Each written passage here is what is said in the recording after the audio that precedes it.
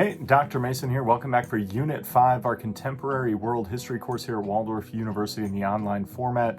We're headed out of World War II into the post-war era, and we're going to span the globe this week with the 3 tasks you have to do. But first, let's talk a little bit about kind of where we've been and where we're going. So as we get into week 5 here, we're officially over halfway through the course. I want you to take a minute to make sure you're getting through that grade center, making sure everything you've got in there is what you want it to be. If you're missing some stuff, now's a good time to try to make a plan to catch up over the last 4 weeks here, so we're not sitting here at the end trying to do some of that stuff. Just a reminder, you can't make up discussion boards that you missed, but otherwise, if you're missing other work, I'm happy to work with you there. As we get into this, I always think successful students look back on the first half of the course and think about what went well and try to build on that success, while also maybe identifying a couple of things or areas of focus. When I look at the class broadly, I think things we could be considering are maybe how we're kind of moving from summarization or just putting things into your own words from the textbook and the sources you're looking at to actually constructing analysis that's based around a unique argument that you're building off your perspective. So to do that, I think the best way to think about it is coming up with what you want to say, whether that's taking the prompt on an assessment, whether that's taking an essay instructions, whether that's just taking the discussion board and practicing this that way. Know what you're trying to say that is unique to your own viewpoint and the research that you're doing. So if you can take these things, I'll talk about it as we go through the 3 things you got to get done this week.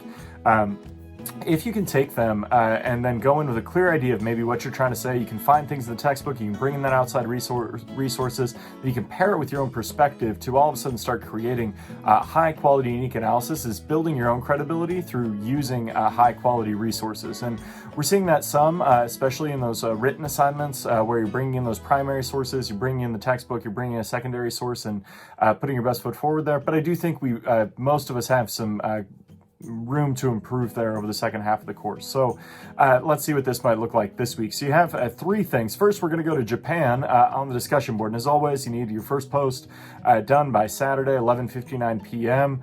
Central Standard Time, followed up with a response to a classmate on Tuesday night at the same time. But what you're going to be looking at in the Unit 5 discussion board is which of the political, economic, social, and cultural changes wrought by the Allied occupation of Japan following World War II is most significant and why. So a political change might just be the governmental shift that's taking place in Japan after World War II. The idea that Emperor Hirohito is going to remain in a social cultural role but no longer be the head of government. We're going to see Westernization come to the Japanese islands, and we're going to see wide-scale political changes. Economically, we're going to see a new model develop within Japan post-World War II with a heavy-handed American influence going on there. And I would also argue socially and culturally, we're going to see some of those things. There are new influences acting upon Japan in the post-war era, especially as the United States builds a massive military base. There also use it as a kind of place to project American power into the Far East during the post-war era. We're going to see a lot of changes come to Japan, and I want you to explore those on the discussion board. So if you were trying to build this out first, you would probably identify what you were going to talk about was either political, economic, social, or cultural. Maybe just find one change and focus on that, where you could go out, find a couple of things to talk about from sources, and then pair it with your own unique perspective analysis to really put forward quality response in your initial work by Saturday, and then again on Tuesdays you respond to a classmate. So we do have an assessment again this week. You're going to have a 2-question assessment. The first question is going to keep us in Asia, very similarly where we want to look at the economic success of South Korea in the years following the end of World War II. So we're in this interwar period for Korea between when they ceased to be occupied Japanese territory or colony as they were before, have their independence, and we're not quite to the Korean War of the 1950s yet. So we have kind of this moment where there's a great economic success in Korea. I want you to explore that a little bit and kind of bring in some good information that can underwrite that. I think when you're talking about economic success, quantitative evidence or just hard numbers can be a great way to kind of bring in some of that outside research. Your second question on the assessment is about Australia and New Zealand. So we're going to shove off from East Asia, head down south a little bit to Australia and New Zealand, and look at how geographical location of Australia and New Zealand has affected their history and culture. So forever, these islands were isolated. They developed distinct cultures, whether it's with the Maori in New Zealand, whether it's with tribal groups in Australia.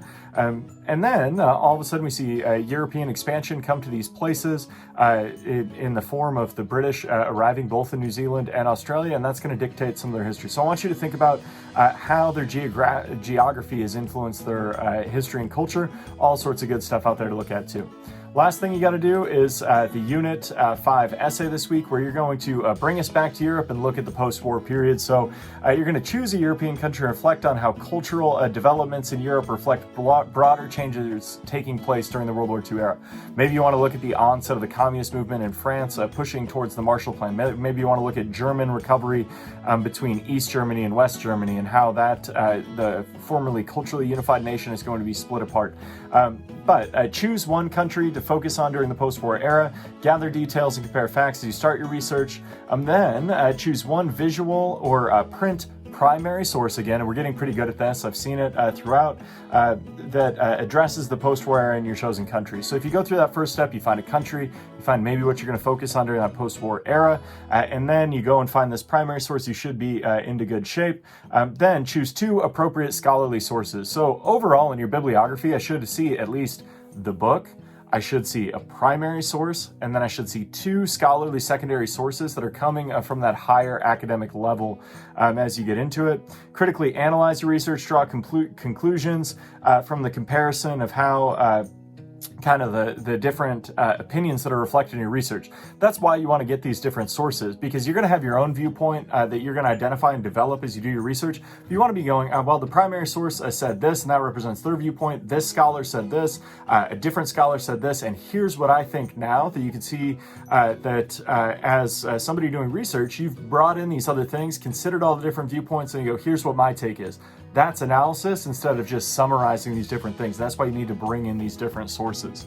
As you do this, prepare a thesis statement, which should probably tie back into the country you're talking about, and then what kind of guided that as you look at kind of what changes are representative there, relating back to that initial question, and then put it all together. And it's only got to be 2 pages, but I am going to be really looking critically at those sources.